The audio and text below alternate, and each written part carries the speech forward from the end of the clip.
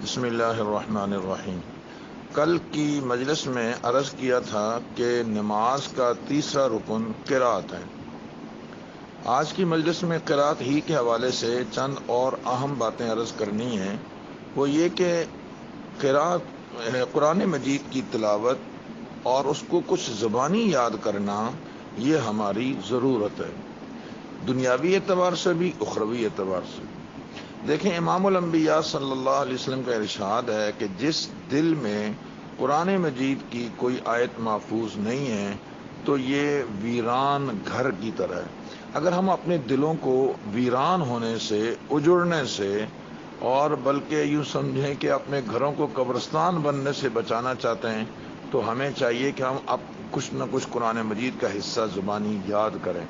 اس سے ہمارے دل آباد ہوں گے، ویران ہونے سے اور اجڑنے سے بچ جائیں گے۔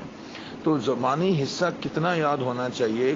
کم از کم اتنا تو آدمی یاد کر لے کہ وہ 5 نمازیں سنت کے مطابق ان میں قرات کر سکے۔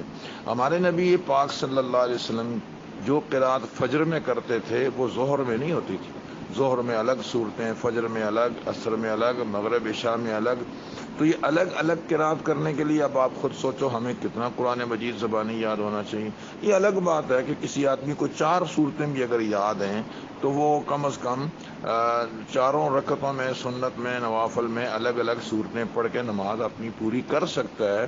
لیکن آپ صلی اللہ علیہ وسلم کی مبارک چاہت کے مطابق مسنون قرات تو جب ہوگی جب کہ آپ کو فجر کے لیے الگ صورتیں، وہی صورتیں آپ 4 ظہر میں بھی پڑھ رہے ہیں، فجر میں بھی پڑھ رہے ہیں، عشاء میں بھی پڑھ رہے ہیں، وہی صورتیں سنتوں میں بھی، وہی فرضوں میں بھی، وہی نوافل میں بھی، تو نماز تو ہو جائے گی۔ لیکن میں عرض کر رہا ہوں کہ اگر ہم یہ چاہتے ہوں کہ سنت کے مطابق ہماری نماز ہو جائے اور اس کے لیے ہم آپ صلی اللہ علیہ وسلم کی ہدایات کے مطابق صورتوں کو پڑھیں تو یہ چاہت ہماری جب پوری ہوگی جب ہم قرآن مجید کا کچھ زیادہ حصہ یاد کر لیں۔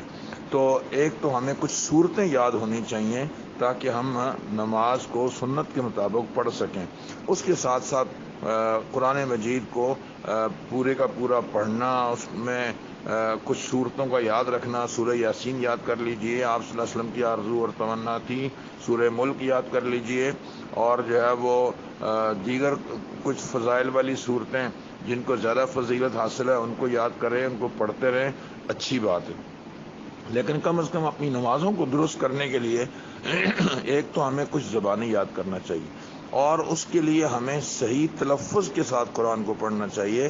صحیح تلفظ کے ساتھ ہم جب پڑھ سکیں گے جب ہم نورانی قاعدے سے آغاز کریں، خصوصاً ایسے ساتھی جو اعتکاف میں بیٹھے ہوئے ہیں، یا ہم خود نہیں بیٹھے ہوئے، ہمارے دوست احباب جاننے والے اعتکاف میں بیٹھے ہوئے ہیں، تو ہم ان کی یہ چند صورتیں ٹھیک کروا دیں تاکہ کم از کم ان کی نماز صحیح تو ہو جائے۔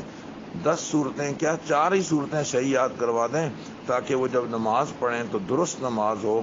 بہت دکھ ہوتا ہے اس وقت جب آدمی اللہ کے گھر کے سامنے کھڑا ہو، رب کا کرم دیکھو کہ اس نے بیت اللہ کے سامنے لے جا کر کھڑا کر دیا، اور ہماری نااہلی اور نالائکی دیکھیے کہ ہمیں نہ تو دعائے قنوت آ رہی ہوتی ہے اور نہ ہی ہمیں کوئی صورت ڈھنگ سے پڑھنی آ رہی ہوتی ہے۔